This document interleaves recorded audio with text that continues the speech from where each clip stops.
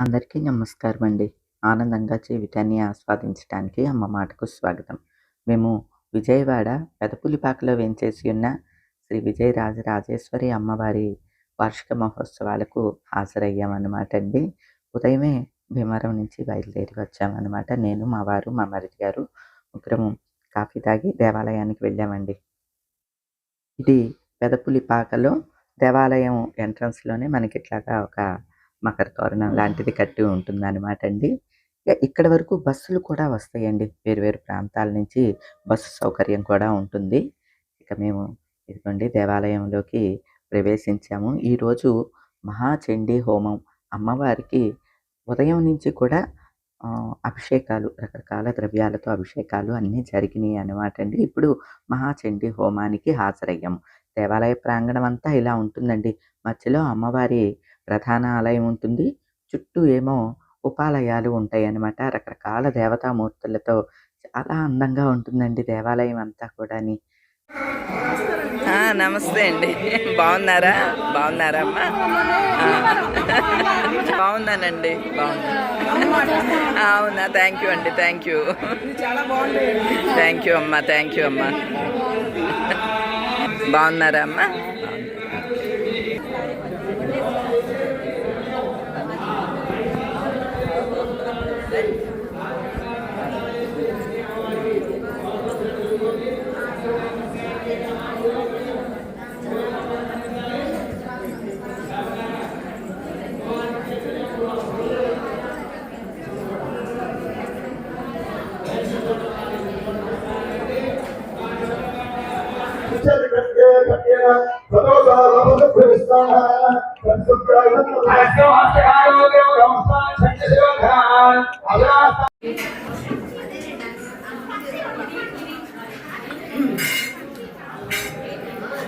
అన్నయ్య బయట హోమాలు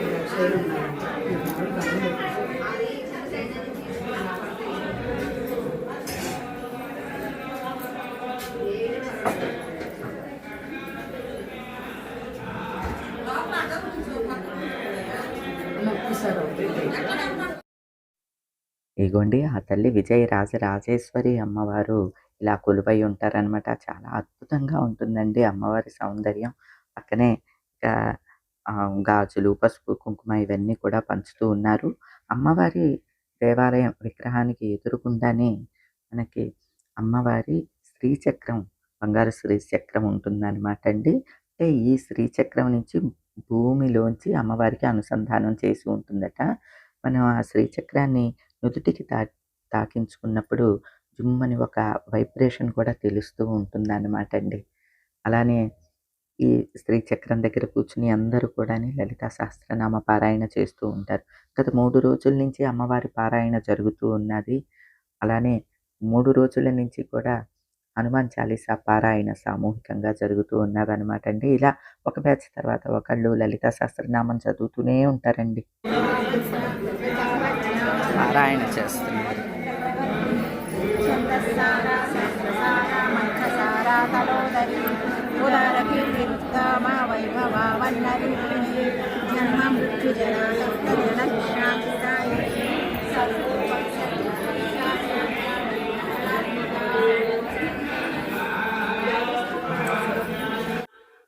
కొద్దిసేపు లలిత పారాయణ చేసిన తర్వాత అప్పటికే మన ఫ్యామిలీ మెంబర్స్ చాలామంది వచ్చి పలకరిస్తూ ఉన్నారనమాట అండి.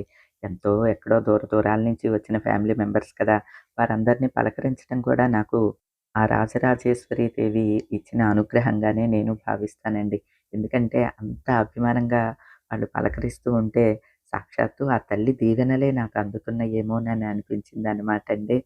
చాలా ఆనందం కలిగింది. అందున దేవాలయంలో ఇటువంటి ఆనందం కలిగించే అంశాలు జరిగితే మాత్రం ఆ ఆనందం పదింతలవుతదండి.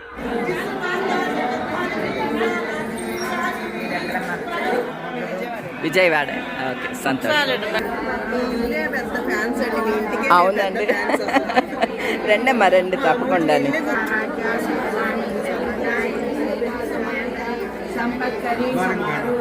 నమస్తే అండి. నమస్తే అండి.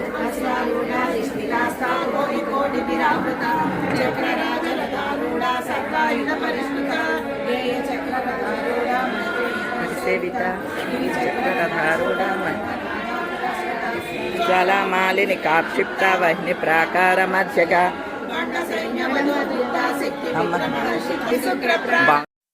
నేను లలిత పారాయణ చేస్తూ ఉన్నా ఎవరొకళ్ళు పలకరించడం అలా కొద్దిగా డిస్టర్బెన్స్గా ఉంటుంది, పక్కన వాళ్ళకి కూడా ఇబ్బందికరంగా ఉంటుందిగా అని చెప్పి లేచి నేను యువతలకి వచ్చేసాను అనమాట అండి. ఇంకా యాగం ప్రారంభం కాలేదు, గురువు గారు వస్తారనమాట అండి. ఇక్కడ యాగశాలని ఏర్పాటు చేశారు. హోమం అమ్మవారికి 702 చీరలతో మహాహవనం, ఇంకా రకరకాల పూజా ద్రవ్యాలతో అమ్మవారికి మహాచండీ హోమాన్ని నిర్వహిస్తున్నారన్నమాట అండి. రండి, మంచిదమ్మా. విజయవాడేనా? ఉదయం నుంచి చూస్తున్నారంట, లేట్ అయిందమ్మా కొంచెం. థ్యాంక్ యూ అమ్మా, థ్యాంక్ యూ. ఓకే అమ్మా.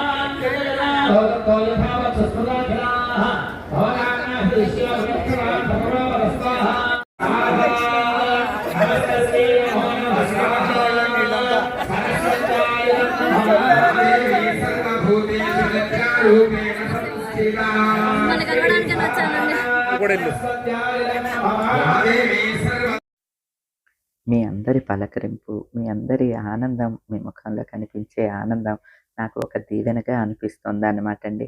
అలానే నా వల్ల అంతో ఇంతో మీరు ఆనందం పొందుతున్నారు అంటే అంతకు మించిన ఆనందం మరొకటి ఏముంటుందండి. అలానే సాక్షాత్తు ఆ తల్లి దీవెనల్లానే మీ పలకరింపు నాకు అనిపిస్తోంది.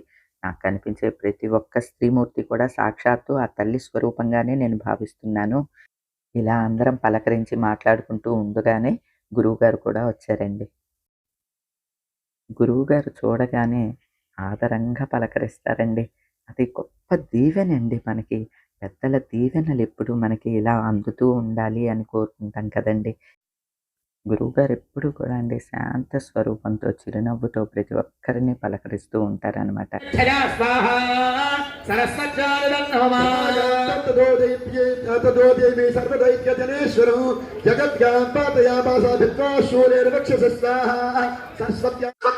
కాళీమాతాజీ అమ్మగారు, గురువు గారి ఆధ్వర్యంలో ఈ మహాచండీ హోమాన్ని నిర్వహిస్తున్నారండి.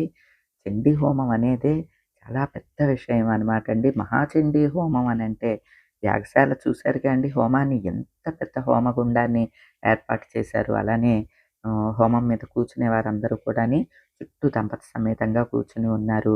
ఈ హోమ ద్రవ్యాలైతే అండి అలా హోమంలోకి వేస్తూనే ఉన్నారు. ఆవు నెయ్యి, రకరకాల పూజా ద్రవ్యాలను వందల కొలది, వేల కొలది వేస్తూ ఉంటారనమాట.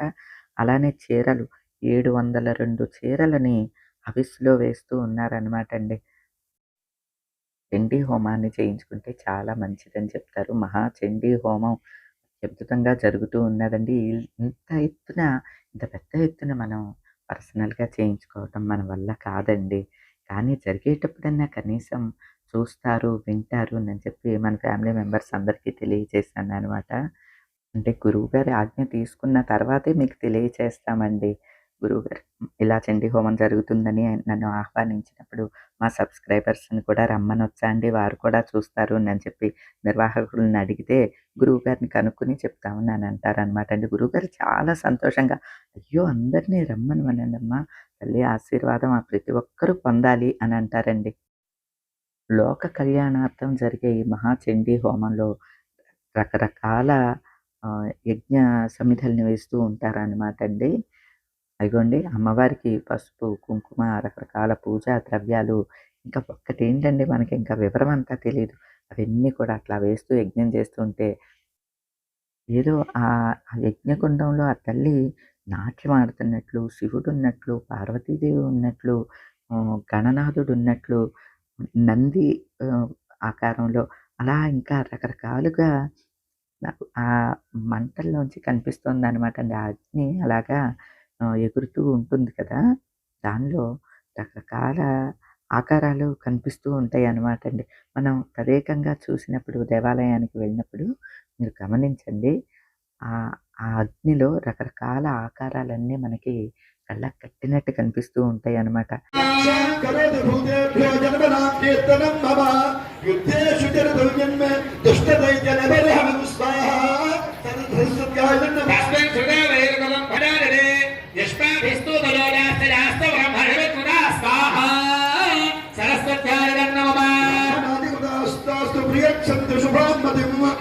मध्य प्रान्तरे वापि दावाग्नि परिवर्तस्ताहं सरस्वत्याय नमः तस्य भगवामदस्सोन्याघ्रैर्देवावनिर्गभे सहं याघ्राणय. అలా జరుగుతున్న మహాచండీ హోమం 3:30 గంటల పాటు ఏకధాటిన అలా జరుగుతూనే ఉన్నదనమాట అండి. అసలు అత్యద్భుతంగా జరిగింది. మీకు అందుబాటులో ఎక్కడ దేవాలయంలో కానీ ఎక్కడైనా సరే యజ్ఞం జరుగుతుంటే తప్పకుండా వెళ్ళి చూడండి. ఆ పాజిటివిటీ మనకి తెలుస్తదండి. ఆ వేదాలు, ఆ మంత్రాలు, ఆ యాగం జరిగే స్థలము ఇదంతా కూడా చాలా గొప్ప పాజిటివిటీ తోటి నిండి ఉంటుందన్నమాట అండి. లోక కళ్యాణార్థం జరిగే ఇటువంటి కార్యక్రమాల్లో అవకాశం ఉంటే తప్పకుండా పాల్గొనాలండి. 3:30 గంటల పాటు ఏకధాటిన జరిగిందనమాట అండి. గురువుగారి దగ్గర కూడా సెలవు తీసుకుని మేము బయలుదేరామనమాట అండి. వచ్చిన ప్రతి ఒక్కరికి కూడా అమ్మవారి ప్రసాదం ఉంటుంది, భోజనం ఉంటుందనమాట అండి. యాగం పూర్తి అయిన తర్వాత భోజనాలు కూడా అక్కడే అమ్మ ప్రసాదంగా స్వీకరించి మనం బయలుదేరొచ్చు అనమాట. గురువుగారికి, కాళీ మాతాజీకి నమస్కరించి వారి దగ్గర సెలవు తీసుకుని రిటర్న్ బయలుదేరానండి. వందే మహాకాళికా ఓంకార పంజరుడి ఉపనిషదుద్యానకే కలగంధి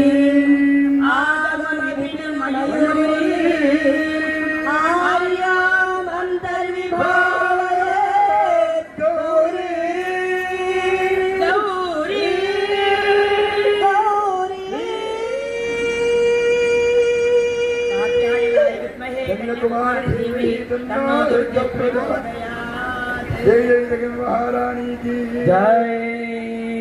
మన చక్కని శ్యామనాథుని గారిని గురుదేవుల ద్వారా మనం విన్నాం. ఇప్పుడు అమ్మవారికి 5వ అధ్యాయం మొదలవుతోంది. ఇందులో 9 శ్లోకాలు అయ్యాక 3 వస్తాయి. నమస్తే స్వాహ, నమస్తే స్వాహ, నమస్తే స్వాహ అని వెంట వెంటనే వస్తుంది. అప్పుడు మీరు స్వాహ స్వాహ అన్నప్పుడు మీరు వెంటనే చేతితో పట్టుకోవాలండి. నిద్రారూపేణ. అయ్యా నమస్తే అండి. ప్రసాదం తీసుకున్నానండి. అయ్యా వెళ్ళొస్తాను. ఆయన పంతులు గారు. దేవాలయంలో భోజనం ఎంత రుచిగా ఉంటుందోనండి. వచ్చిన ప్రతిసారి కూడా కంపల్సరీ అమ్మవారి ప్రసాదాన్ని కూడా తీసుకుని వెళ్తాను అనమాట అండి. అంటే భోజనం కూడా చేసి వెళ్తాను. చాలా రుచికరంగా ఉంటుంది. అలానే మనం దేవాలయానికి వెళ్ళినప్పుడు ఇలా అన్నప్రసాదాన్ని స్వీకరించినప్పుడు ఎంతో కొంత అక్కడ వితరణ చేస్తే చాలా మంచిదండి. అంటే ఇంత అనేం కాదండి, మన ఇష్టం ఎంతైనా ఇవ్వచ్చు. అంటే అక్కడ అన్నప్రసాదంలో మన వితరణ కూడా ఉంటుందన్నమాట. ముందు జరగబోయే దానిలో మన హస్తం కూడా ఉంటుంది అని అర్థం అనమాట అండి. అది కూడా మన ఫ్యామిలీ మెంబర్స్ గుర్తుంచుకోండి. ఎందుకంటే మనం ఎంతో ఖర్చు పెడుతూ ఉంటాము. సాక్షాత్తు దేవాలయంలో జరిగే అన్నదానానికి మనం కూడా ప్రాతినిధ్యం వహిస్తున్నాం. మనం కూడా మన పాత్ర కూడా ఉన్నది అంటే అంతకు మించిన ఆనందం ఏముంటుందండి. ఇంకా మన ఫ్యామిలీ మెంబర్స్ అయితే అలా కనిపిస్తూనే ఉన్నారు, పలకరిస్తూనే ఉన్నారు. చాలా సంతోషంగా అందరినీ పలకరించి మీ అందరి దీవెనలు, గురువుగారి దీవెనలు, అమ్మవారి దీవెనలు అందుకుని ఆనందంగా రిటర్న్ బయలుదేరామన్నమాట అండి. ఈ రోజుకైతే ఇదేనండి. మరో మంచి వీడియోతో మళ్ళీ కలుస్తా. అప్పటి వరకు ఉంటానండి.